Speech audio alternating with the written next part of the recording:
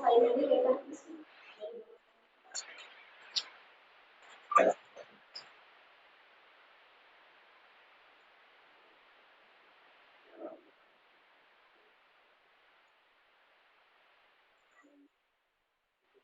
Record में आ जाएगा। हाँ वॉइस आ जाएगी, इसको पोजीशन करेंगे जितना जूम करेंगे रिकॉर्डिंग कर डाला ये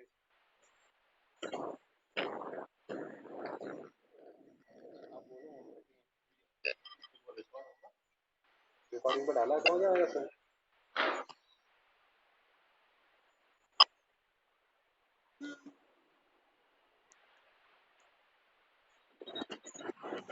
करिए ओके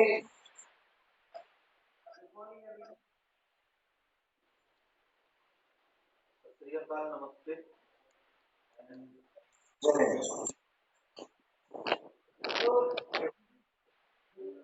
ट्रेनिंग प्रोग्राम पिछले 3-4 माह से हम लोग कंटिन्यू चला रहे हैं। हम सभी लोग इसमें शामिल भी होते हैं। तो मैंने ये देखा, मैंने जब ऑब्जर्व किया कि मुझे भी इसमें पार्टिसिपेट करना चाहिए। That's why I am here. First of all I would like to introduce myself. This is Nikhoria here. My full name is K.S. Nikhoria. Dangi sir also known as Dangi sir भी मुझे कहते हैं। ठीक है, तो हम लोग यहाँ क्यों हैं, सबसे बड़ा प्रश्न है। तो मैं ऐसा चाहता हूं कि जब हम लोग आपस में कम्युनिकेट कर रहे हैं, बात कर रहे हैं, तो उसका उद्देश्य एक हो सकता है कि हम पढ़ाएं कैसे। जी हाँ, आज का टॉपिक पढ़ाते कैसे। और बिकॉज ऑफ दैट कि आप लोग बहुत एक्सपीरियंस्ड हैं, 20 वर्ष से कम आप लोग पढ़ा रहे हैं, तो थोड़े बहुत कम हो सकते हैं। मुझे भी 20-25 वर्ष का एक्सपीरियंस है। तो मैं ऐसा आप लोगों के साथ मेरे अपने एक्सपीरियंस शेयर करने के लिए यहाँ पर हूँ, जिससे एक प्रोडक्टिविटी आती है। तो हमारा जो लोगो है, मूल मोटो है, हाउ टू टीच, पढ़ाई कैसे। आज हम लोग यही पढ़ने जा रहे हैं। आप लोग डायलॉग बॉक्स में देख रहे हैं, सबसे पहले विश लिखा हुआ है। जी हाँ, मैंने आपसे विश किया, गुड मॉर्निंग, सत श्री अकाल, इस तरह से फर्स्ट इंप्रेशन होता है। हम लोग बच्चों के बीच में जब जाते हैं तो विश करना चाहिए, आप लोग करते होंगे। एक हमारा प्रेजेंटेशन आता है, हमारे बोलने के तरीके आते हैं, स्टूडेंट से भी हम लोग कांटेक्ट में आने लगते हैं। इंट्रो, मैंने भी अपना इंट्रो दिया, परिचय दिया। हमें सभी को अपने स्कूल में भी बच्चों के सामने भी परिचय देना चाहिए। We must ask from them also, उनकी तरफ से भी हमें पूछना चाहिए। हम लोग इंट्रोड्यूस होते हैं, ऐसा होता है, मोहन, सरल सी बात। अब हम यहाँ क्यों हैं, ये बहुत बड़ा उद्देश्य है। तो आज हम लोग यहाँ पर इसलिए हैं कि हम इस पर कम्युनिकेट करेंगे, इस पर चर्चा करेंगे कि पढ़ाते कैसे हैं।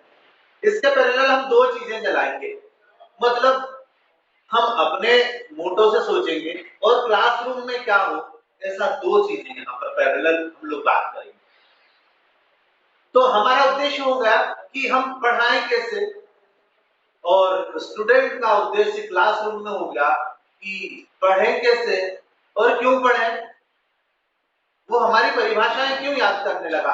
हम लोग यदि सामाजिक विज्ञान की बात करें तो उसमें संसाधन लिखा हुआ है। संसाधन क्या है, हम लोग पढ़ते हैं तो प्रकृति में सर्वत्र फैला हुआ जो कुछ दिखाई देता है हमारे चारों ओर, वह सब प्रकृति की संपत्ति है। मगर जब वह हमारे उपयोग में आने लगता है तब संसाधन हो जाता है। ऐसा बच्चा क्यों पढ़े, उसको क्या लाभ है, क्यों पढ़ने लगा, वो क्यों ये सब चीजें याद करने लगा।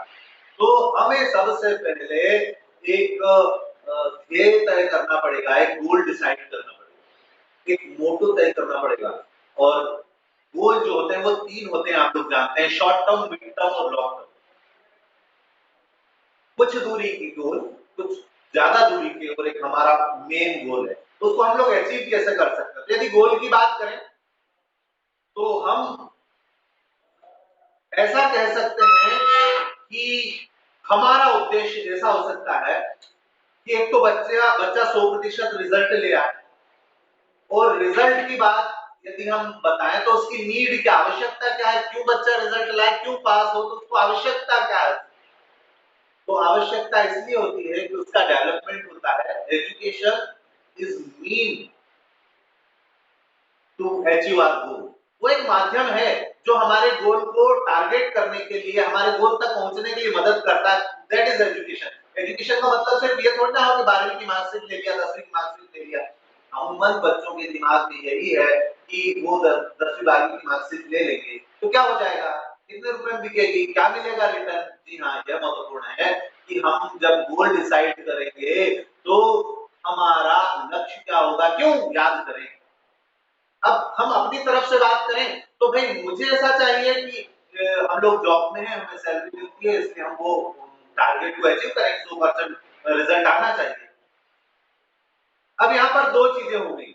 जो एजुकेशन है वो मुख्य रूप से 3 प्रकार से हम लोगों ने बीएड में और इस तरह से कई क्लासेस में, ट्रेनिंग क्लासेस में हम लोगों ने पढ़ा कि एक तो होता है जॉब ओरिएंटेड एजुकेशन, एक होता है स्टूडेंट ओरिएंटेड, एक एग्जाम ओरिएंटेड। मतलब परीक्षा के उद्देश्य से वो पढ़ाया जाए कि बच्चा 33% ले आए, एक वो पढ़ाया जाए कि बच्चा स्किलफुल हो जाए, और एक वो पढ़ाया जाए कि बच्चा उससे अर्न करने लगे। जी हाँ, बहुत महत्वपूर्ण भाग है कि बच्चा अर्न कैसे करेगी। Because of that education is not only the process, it is the process to earn. Earn के लिए एक इन्वेस्टमेंट है, कमाने के लिए। वो कमाएगा कैसे, जब वो डेवलप हो जाएगा। जी हाँ, हमारा स्कूल जो है बेसिकली एक उद्योग है, यहाँ कच्चे माल को परिष्कृत करके अधिक उपयोगी बना।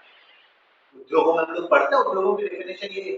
तो हमारा भी एक उद्योग है, और यहाँ कच्चा माल आता है, रॉ मटेरियल आता है, बच्चे आते हैं और उनको हम लोग अधिक विकसित करते कर और कुशल बनाते हैं, जिससे वो अर्निंग सोर्सेस उनका मल्टीप्लाई हो, वो गुणात्मक क्रम में वो आगे बढ़े, ऐसा आप लोगों ने सोचा। तो हम लोग ये डिसाइड करें पहले कि हम हमारे गोल क्या है। अब हमने यदि गोल डिसाइड कर लिया कि हमें 100% रिजल्ट आना चाहिए, दैट मींस हमारे सामने बहुत सारी प्रॉब्लम खड़ी होगी। अरे सर कैसे करेंगे, बच्चा तो आता ही नहीं है, फिर पढ़ाएंगे कैसे। सबसे बड़ा प्रश्न ये, बच्चा तो आता ही नहीं, और वो क्यों आए आपकी क्लास में, उसे मिलेगा क्या। तो हमें उसका गोल डिसाइड करना पड़ेगा, हम उसका लक्ष्य निर्धारित करें कि आप यदि ऐसा करेंगे तो आप इसे ऐसा मिलेगा। आपको पता है वर्तमान परिप्रेक्ष्य में ये कहा जाता है कि कोई भी काम करें उसके 2 रिजल्ट आना चाहिए तो ही करें, अदरवाइज ना करें। बिकॉज अब ज्ञान की तो अपार सीमा है। ज्ञान वो पंचर बनाने वाला वो भी ज्ञान है, मैं क्यों लूं, मेरे किस काम का वो ज्ञान। अब ज्ञान तो चारों तरफ बिखरा पड़ा है, लेकिन हमें वो ज्ञान सिलेक्ट करना है that her helps us in our development. हमारे विकास में जो ज्ञान हमारी मदद करेगा, केवल हम वो ज्ञान लें। ऐसे तो सर्वत्र बहुत ज्ञान पड़ा अनंत है, और जीवन भर सीखना, learning is a life time process. सीखा हमने तो जीवन भर सीखना है, बट पहले हमें क्या कलेक्ट करना है कि उससे हमारा डेवलपमेंट हो, पहली बात। तो बच्चे का डेवलपमेंट यदि हम उससे सीधे रिलेट करेंगे, सीधे कनेक्ट कर देंगे, बच्चा क्लास में आएगा, हमारी समस्या समाधान होगी। उसकी समस्या ये थी, जब मैं आप पढ़ते थे तो हम भी तो ये सोचते थे कि क्यों जाए क्लास में, यदि मान लीजिए 50 60 70% गंदा भी लिया तो क्या मिल जाएगा। तो इतना सारा भ्रष्टाचार और बहुत सारी बात हमारे दिमाग में आती है, और आरक्षण से लेकर 50 बात। लेकिन हकीकत क्या है, हकीकत ये है कि आज इतने इतने सेक्टर्स में इतने लोगों की जरूरत है जितने शायद लोग भी नहीं। बट नीड क्या है, जरूरत क्या है, कुशल लोगों की। मगर कुशलता किसी के पास है ही नहीं। हम तो वो बस वो ज्ञान दे देते हैं कि वो संसाधन क्या है, संसाधन जो प्रकृति में सर्वत्र बिखरा पड़ा है, और जब हमारे वो उपयोग में आने लगता है तब संसाधन हो जाता है। इतना पढ़े बच्चों को उससे लाभ क्या है, आपको उसको जोड़ना पड़ेगा तो आपकी समस्याएं समाधान होंगी। अब दो तरफ से आप लोग चलिए, दो साइड से आप लोग चलिए। अभी हम लोग मान लीजिए संसाधन को ही पढ़कर देखेंगे कि इस पूरे पैराग्राफ पर, इस पूरी मेथड पर हम संसाधन कैसे पढ़ाएं, कैसे गोल डिसाइड करें। तो इसके बाद हम लोग पढ़ने जाए तो हमारा गोल हो जाए कि हम 100% रिजल्ट बनाए। यदि हम हकीकत में देखें तो हमारे इंदौर का रिजल्ट 10th का 12th का किसी से छुपा हुआ नहीं। कहां हम लोग कब टॉप करे थे, याद है कि पूरे मध्य प्रदेश में हमारा इंदौर कभी टॉप आया था, मुझे तो याद नहीं। तो क्यों नहीं आया, मतलब कोई स्कूल आते हैं, कोई जिले आते हैं, तो वहां के भी तो टीचर कुछ तो करते होंगे। कि वहां पर सब बिल्कुल बहुत अच्छे बच्चे हैं और हमारे यहाँ बहुत खराब है, ऐसा तो हो ही नहीं सकता। बच्चे सारे जगह एक जैसे हैं। विल पावर की रिक्वायरमेंट है हमारे पास, इच्छा शक्ति की कमी है, मैं कर सकता हूँ। कल हमारे यहाँ पर मीटिंग थी, हमारे सेकेंडरी झाला मंडल से बिलोंग, तो हमारे यहाँ मीटिंग थी, हमने मीटिंग रखी एक दिन पहले, पूरा प्रोग्राम बताएं कैसा करेंगे, सारे लोगों के हम लोगों ने व्यूज चाहे। तो कुछ लोगों का कहना ये था, बोले कि सर वो जो 200 किलोमीटर दूर रहते हैं, 100 किलो, उनका क्या होगा, उनको कैसे परीक्षा लेंगे। हमारा एक गोल था 100% बच्चे परीक्षा में शामिल होंगे, मतलब होंगे। अब कैसे करेंगे वो हम लोग तय करें, हमने बहुत सारे उसके रास्ते बनाए और हम ये कहेंगे कि 100% बच्चा परीक्षा में शामिल होगा। और हो सकता है इस बार रिजल्ट हम लोग गाला मंडल से अच्छा दें, अभी तक जो भी रहा हो हमें नहीं पता, बट वी ट्राई। तो गोल हम लोग डिसाइड कर ले, बच्चों को बता दें कि हम उसका गोल क्या है, वो ऑटोमेटिक आने लगेगा। मैंने देखा बच्चों को जब आप ये कहने लगते हैं कि इस दिशा में आप चले जाएंगे इतना पाकर, तो वो उनका अटेंशन आने लगता है। सीधी सी बात यह है कि अभी तक बच्चों तक वो बात पहुंच नहीं रही थी। आपको पता है aspire.com गवर्नमेंट ने इस बार, मध्य प्रदेश गवर्नमेंट ने चलाया, तो हम लोग बहुत सारे लोगों ने उसमें ट्रेनिंग भी ली और बहुत, लेकिन कितने लोगों ने फॉलो किया होगा मुझे नहीं पता। कितने लोगों को, बच्चों को रियलिटी में आप लोगों ने बताया होगा मुझे नहीं पता। बट कहीं ना कहीं शंका तो आती है कि ऐसा क्यों होता है। हम लोग यदि आपस में डिस्कस करें तो मैं तो 10 बजे आया था, 5 बजे गया, जी हाँ 10 बजे आए 5 बजे गए, सही, कोई कोई कोई शंका शुबा नहीं। बट क्या हमने प्राप्त किया, क्या हमने बच्चों तक पहुंचा दिया, दैट इज वेरी इंपॉर्टेंट। क्या आपने बच्चों तक वो बात पहुंचा दी जो पहुंचानी चाहिए। तो बच्चों के लिए एक गोल डिसाइड कर लें, हम लोग यहां तक पहुंचे।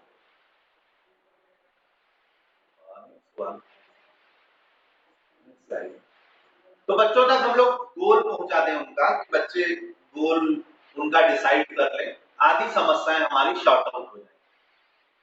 रिटर्न क्या मिलेगा बच्चों को, ये हमें बताना पड़ेगा कि 12th या 10th पास करके वो यहाँ पर पहुंच सकते हैं। अब हम बच्चों को ये बता सकते हैं, यदि हमने कोई कोई गोल डिसाइड कर लिया, मान लीजिए कोई एक 10th का बच्चा है, तो हमने उससे कह दिया कि बेटा तुम यदि पढ़ने में अच्छे हो, हम उसकी ग्रेडिंग, बेसिकली काउंसलिंग 3 आधार पर होती है। उसके पास संसाधन क्या है, उसके पास इच्छा शक्ति क्या है, उसकी क्षमता क्या है, और उसके पास समय कितना है, ऐसी 4 चीजें।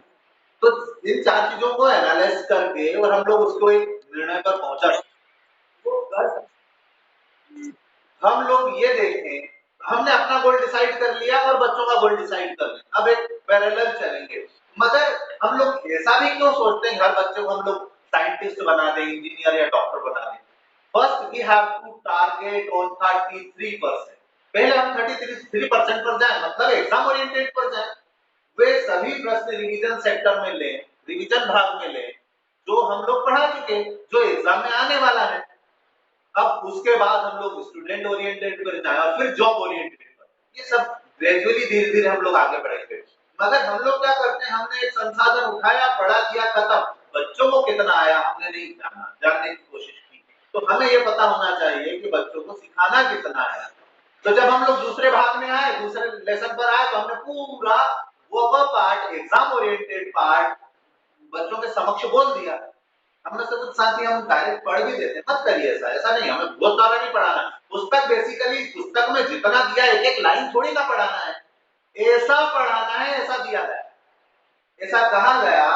माध्यमिक शिक्षा आयोग ने ऐसा कहा, जिस क्लास में सबसे ज्यादा शोर हो रहा है वो क्लास सबसे अच्छी चल रही है, ऐसा कहा। जी हाँ, माध्यमिक शिक्षा आयोग के वर्ड बता, जिस क्लास में सबसे ज्यादा शोर हो रहा है वो क्लास सबसे अच्छी चल रही है। Because the part of communication, communication हमारे शिक्षण का एक भाग है, आप लोग सब समझते हैं, अभी हम लोग बात करेंगे। तो कम्युनिकेशन एक तो ऐसा होता है कि हम लोग पढ़ रहे हैं, तो कोई मेथड आज तक पढ़ी नहीं, आगमन निगमन विधि हम लोगों ने पढ़ी, आपने पढ़ी, तो हम लोग पुस्तक को ऐसे ऐसे पढ़ देंगे तो कोई बात हुई नहीं, तो गलत तरीका हो गया। मगर एक तरीका ऐसा हो गया कि आप लोग उसमें कम्युनिकेशन में लेक्चर मेथड होती है, मतलब वन साइड, एक तरफ से हम बोले जा रहे हैं, बोले जा रहे हैं, बोले जा रहे हैं, और पूरा लेक्चर खत्म हो गया, जैसा अभी मेरा चल रहा है। तो ये पूर्ण कम्युनिकेशन नहीं है। बट अब चूंकि ऑनलाइन प्रोसेस है तो अपन इसको फॉलो कर सकते हैं। बट यदि क्लासरूम है तो रिवर्सिबल होना चाहिए। हम सीधे से जनरल से कंसेप्ट पर बात करें, निगमन पर ही बात करें, हम आपके चारों ओर आपने क्या देखा? यदि मान लीजिए हम लोग संसाधन पढ़ रहे हैं, क्या दिखाई दे रहा है सर? पेड़ दिखाई दे रहा, मिट्टी दिखाई दे रही, पानी दिखाई दे रहा। मिट्टी देखी क्या? तो सामान्य कम्युनिकेशन में बात करना वही तो संसाधन है। वो संसाधन इसलिए कि आपके काम में आ रहा है। कौन सी चीज संसाधन नहीं, क्या काम में नहीं आ रही है? जो चीज काम में नहीं आ रही वो संसाधन नहीं है। अरे चाय का पौधा जब पहले था, जब हम चाय नहीं पीते थे, तब तक तो वो संसाधन नहीं था ना, प्राकृतिक संपत्ति। अभी भी बहुत सारी जड़ी बूटियां शायद जंगलों में होंगी जिनका उपयोग हम लोग नहीं जानते, तो वो तो अभी भी प्रकृति की संपत्ति है, लेकिन जब हम उपयोग करने लगेंगे तब वो संसाधन हो जाएगा। सीधी सी बात है। जब ये बात समझने लगेंगे, बच्चा देखने लगेगा कार भी तो खड़ी है, जी हाँ, मानव निर्मित संसाधन। दो संसाधन हो गए, प्रकृति निर्मित संसाधन हो गए, मानव निर्मित संसाधन हो गए। अब इसके भी बहुत सारे बाइफरकेशन है, वो अभी हम लोग क्लास में आगे जब कम्युनिकेशन के दौरान पढ़ेंगे। तो हम लोग पूरी प्लानिंग करना जरूरी है। हमने एक गोल डिसाइड कर लिया, बच्चे का गोल डिसाइड कर लिया, अब हमें उसकी प्लानिंग करना पड़ेगी कि करें कैसे। अब प्लानिंग करेंगे तो बहुत सारी समस्याएं आएंगी, जैसा आपने बात किया कि बच्चा आता ही नहीं है सर, क्या करें? तो हमने उसके लिए क्या समाधान खोजे कि हम उसको काउंसलिंग ऐसी करेंगे, उसको ये पता चले कि उसको मिलेगा क्या यदि हो जाएगा। इसमें हमारे 60% बच्चों की प्रॉब्लम सॉर्ट आउट हो जाएगी आने में। अब वो जो 30 या 40% बच्चे, 20% बच्चे जो रेगुलर होते हैं, सिंसियर होते हैं, बात नहीं, और जो 20% बच्चे उनको अपनी तरफ से एफर्ट करके लाना पड़ेगा, वो हो जाएगा। इतना बड़ा इशू नहीं है, प्रॉब्लमेटिक है, but we can solve it. यदि हमने सोच लिया हम कर सकते हैं, then definitely it will be solve.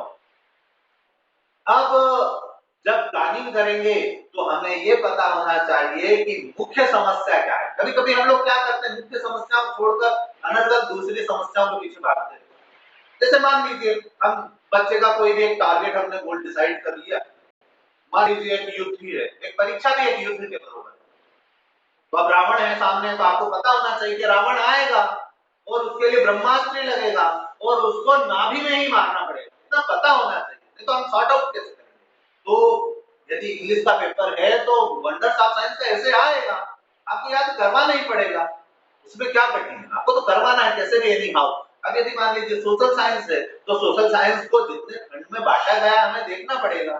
उसको आप जब जब पढ़ाते जाएंगे तो क्वेश्चन आपके पास मैप की आउटलाइन होनी ही चाहिए।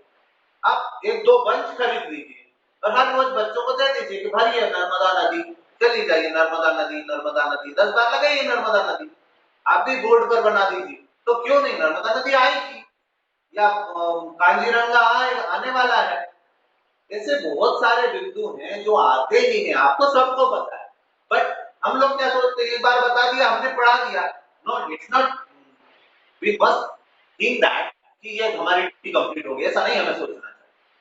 हर चीज का ब्लूप्रिंट हमारे पास होना चाहिए। मैं ये कह रहा हूँ पूरी प्लानिंग हो, मुझे पता हो कि मेरी क्लास में 23 बच्चे हैं, उन 23 बच्चों में कौन फेल होने वाला है और क्यों फेल होने वाला, कारण यदि कारण हमें पता चला तो पास हो जाएगा।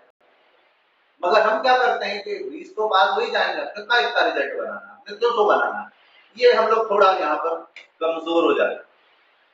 अब किसी भी मान लीजिए क्वेश्चन पेपर ही हम लोग, मान लीजिए कोई बहुत ही कम वीक बच्चा है। अब वीक बेसिकली वीक और स्ट्रॉन्ग की डेफिनेशन भी हम लोग अभी बात कर रहे हैं। तो जो बच्चा मान लीजिए आपको ऐसा लगता है कि उसका कैचिंग पावर कमजोर है, तो क्या वो मम्मी को पहचानता है कि नहीं पहचानता, पापा को पहचानता है, मामा दादी काका नाना सबको पहचानता है, तो आपका क्वेश्चन क्यों नहीं पहचानता? सीधी सी बात है कि हमने एक बार बताया। अच्छा, एक बार आपको मान लीजिए शहर में आप किसी दुकानदार के पास गए और उसका चेहरा देखा, वापस आ गए, आप उसको पहचान लोगे? नहीं पहचान। एक बार में देखा हुआ ऐसा कहा जाता है, इतना स्ट्रॉन्ग नहीं होता। तो नाना पाटेकर कहता था इधर दूसरी बुद्धि, ऐसा कहता ना। तो मतलब दो माइंड होते हैं, कॉन्शियस और एक अनकॉन्शियस। मतलब हम लोग एक डेस्कटॉप और एक मेमोरी, दो चीजें होती है। तो हमारी मेमोरी में वो चीज फिक्स हो जाती है जो उसको हमने रिवाइज किया, बट डेस्कटॉप पर केवल वो चीज आएगी जो एक बार देखा है, रिवाइज होकर चलेगा, वो रिपीट हो ना हो, कई बार हम लोग याद कर लेते हैं और भूल जाते हैं, बिकॉज ऑफ दैट कि हमने एक बार आंखों के सामने से निकाला, हमारी फिक्स मेमोरी में वो गया ही नहीं, क्योंकि हमने उसको रिवाइज नहीं किया। तो हमने संसाधन यदि 50 बार बोल सकते हैं तो बोल दीजिए, उसमें कठिन क्या है। यदि मान लीजिए आप 50 प्रश्न को साल भर में 100 बार भी बोल देते हैं तो बच्चों को तो वैसा ही याद हो जाता है। तो बच्चों के पास बचा क्या याद करने के लिए? तो कौन सा ऐसा कठिन कारण बच गया है वो फेल हो जाएगा? हमारी टेक्निक ये हो जाती है कि हम लोग एक बार पढ़ा देते हैं और खत्म हो जाता है। वो दूसरी बार रिवीजन में आता ही नहीं। और रिवीजन हम लोग ऐसा करते हैं कि नवंबर दिसंबर के बाद रिवीजन करेंगे, नहीं, आज पढ़ाया तो आज क्यों रिवीजन नहीं होगा बताइए। या आज हमने पढ़ाया, कल सेकंड चैप्टर पे गए तो पहले चैप्टर में 2 ही प्रश्न तो आने वाले थे, आपको पता वो 2 ही प्रश्न का उत्तर आपको बोलना है कि संसाधन कौन सा है, ये संसाधन के उदाहरण कौन कौन से हैं, या फिर संसाधन की परिभाषा जिम्मरमैन क्यों लिखते हैं संसाधन होते नहीं बन जाते, इसको 2 बार बोल दीजिए, उसे याद हो जाएगा। और यदि मान लीजिए आप उसके उदाहरण पे क्लासिफिकेशन पर जा रहे हैं तो क्लासिफिकेशन पर 2 चीजें बता दीजिए कि क्षयशील और अक्षयशील, नव्यकरणीय अनव्यकरणीय कौन कौन से होते हैं। तो एक बार में उपयोग होता है वो नष्ट हो जाता है, वो उसका नवीनीकरण नहीं किया जा सकता, लेकिन जो उपयोग करके बार बार उपयोग कर वो नव्यकरणीय है, रिन्यूएबल है, तो इसको हम बता सकते हैं। यदि 10 बार बोल देंगे तो ऑटोमेटिक याद होता है। तो ये कुछ कमजोर बिंदु आते हैं जो एग्जाम ओरिएंटेड है, आप उसे बोलते जाइए, लेकिन इससे हमें किधर चलना पड़ेगा, स्टूडेंट ओरिएंटेड और फिर जॉब ओरिएंटेड। तो पहले चरण में आप केवल बच्चों को यहां तक लाइए कि हम 100% रिजल्ट हो जाएगा।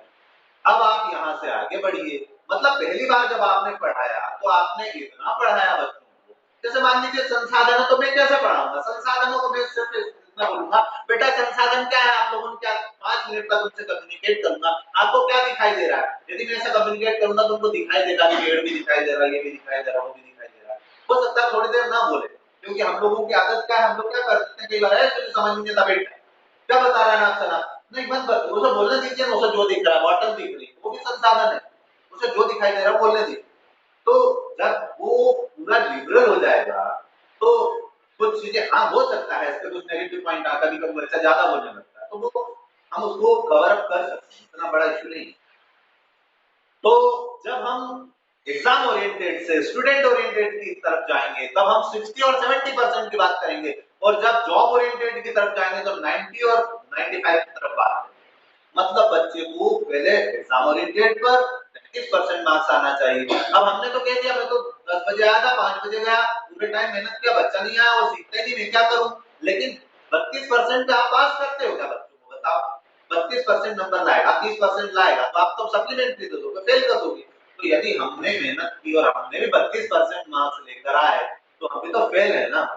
तो हमें वो करना पड़ेगा, और उसके लिए एक चीज चाहिए, इच्छा शक्ति। हाँ मैं कर सकता हूँ। मंजिलें उन्हीं को मिलती हैं जिनके इरादों में जान होती है, पंखों से होता कुछ नहीं यार, हौसलों में उड़ान होती है, ऐसा कहते हैं। और ये बहुत प्रैक्टिकल है, करके देखिए मजा आएगा। और इसे सौगंध खाइए कि सोशल साइंस का रिजल्ट 100% रहेगा इस बार, पूरी जान झोंक दीजिए। कहीं कोई प्रॉब्लम आ रही है तो अपन लोग सारे लोग खड़े हुए हैं, समस्या के समाधान तक पहुंचे। 33% की भी बात होगी। अब हम लोग यहाँ पर चलते हैं,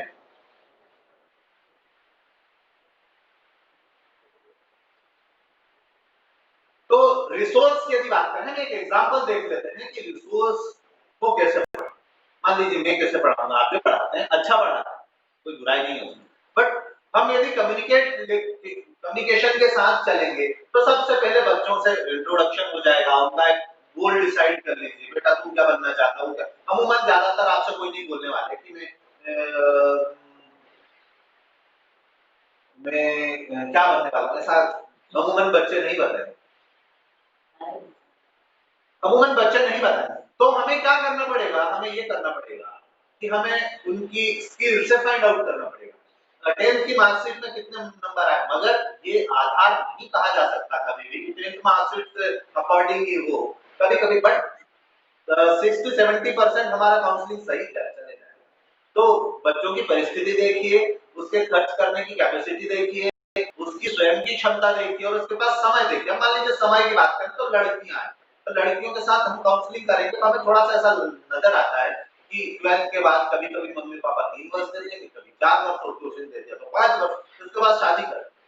तो हमें ऐसा उस 5 वर्ष में ही आउटपुट आना चाहिए, ऐसा काउंसलिंग उनकी करना पड़ेगा। अब कोई बच्चा है मान लीजिए गरीब वर्ग का है, तो आप क्या समाधान करेंगे, अमूमन ज्यादातर हमारे पास ऐसे ही आते हैं। तो गरीब वर्ग का है, ज्यादा पैसा नहीं खर्च कर सकता, ज्यादा समय नहीं खर्च कर सकता, समय का तो लड़कियां लड़के तो कर ही सकते हैं। तो हम उनको, मतलब हमेशा ऐसा ही नहीं कहा जा सकता कि गवर्नमेंट जॉब में चले जाए, जॉब ओरिएंटेड का मतलब रोजगार से जोड़ना है।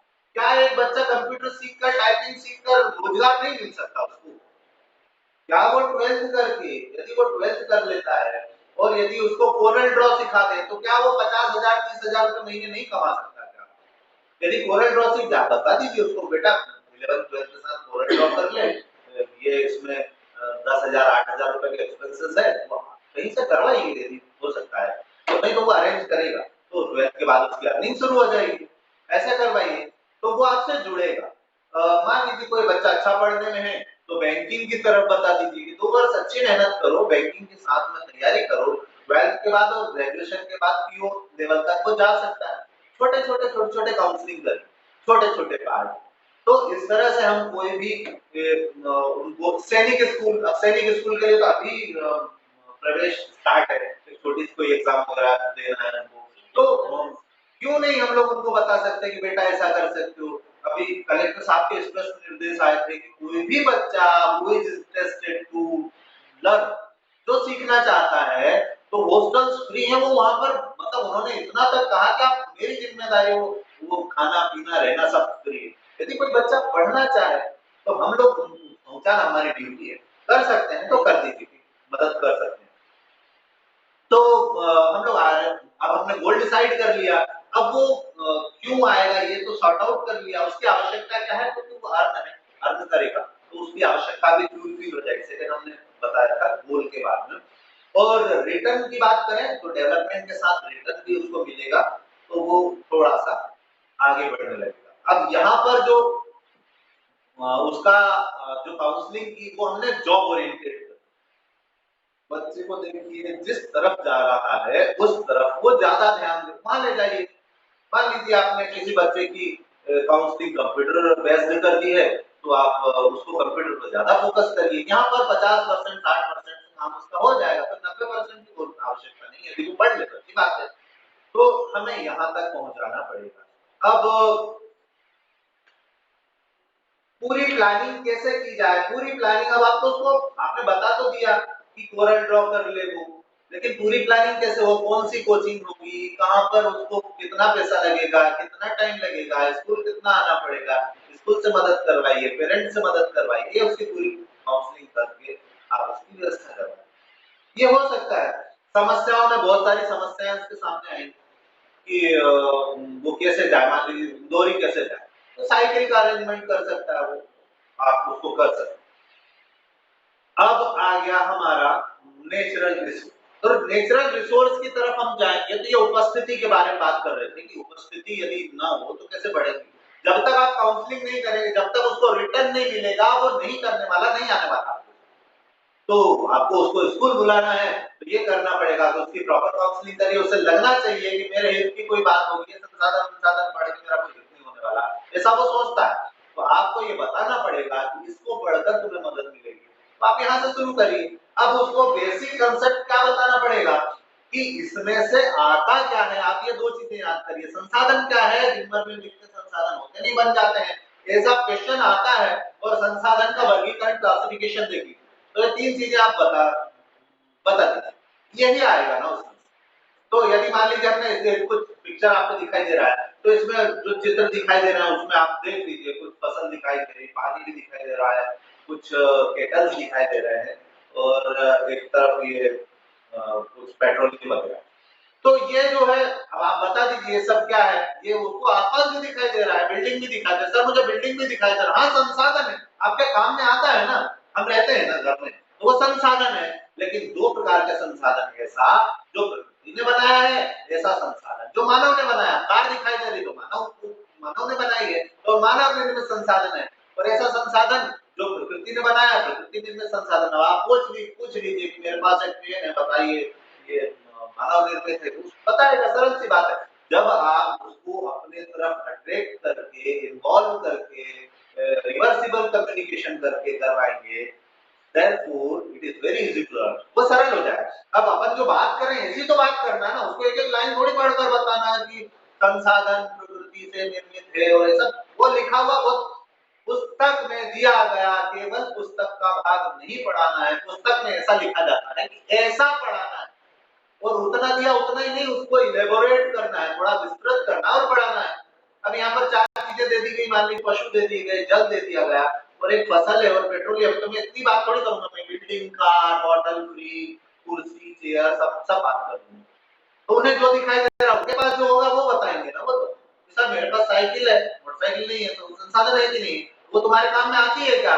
वो आती है, संसाधन है।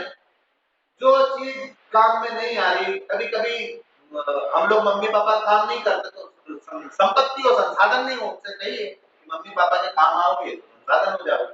अच्छा कहेंगे ना, मम्मी कहेगी दिस गुड सर, तो अच्छा बेटा है, तो मतलब वो मम्मी के काम आ रहा है, नहीं आ रहा संसाधन है, संपत्ति है, मम्मी पापा की, बेटा है बस।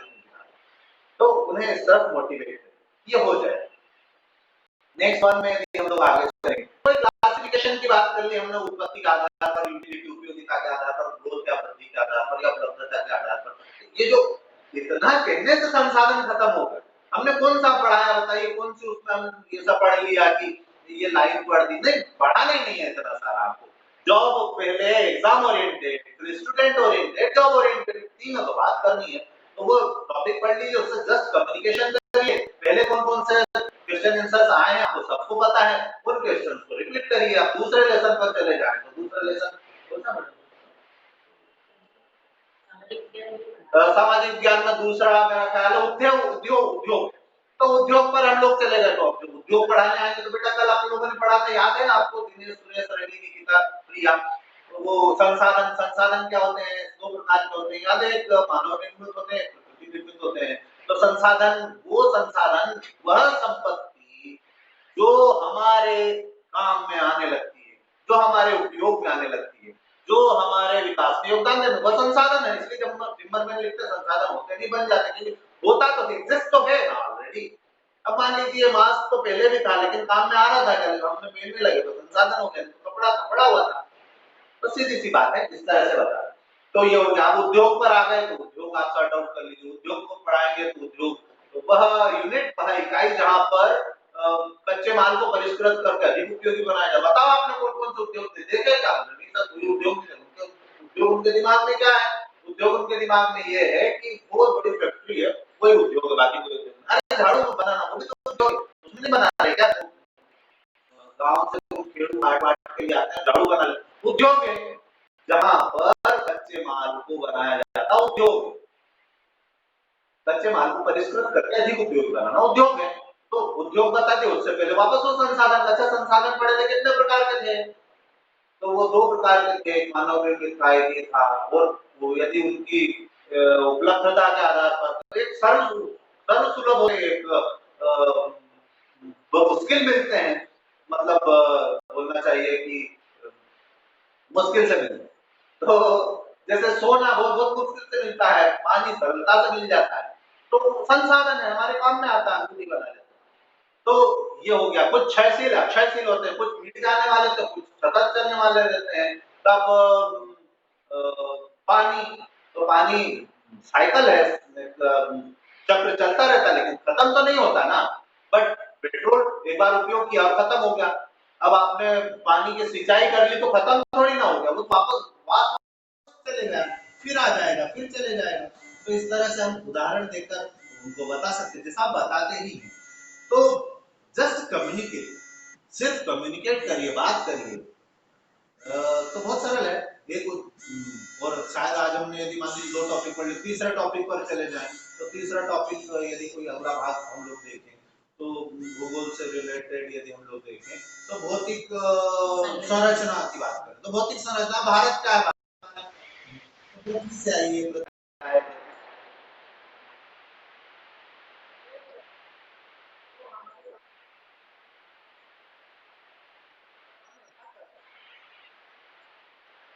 अगले दिन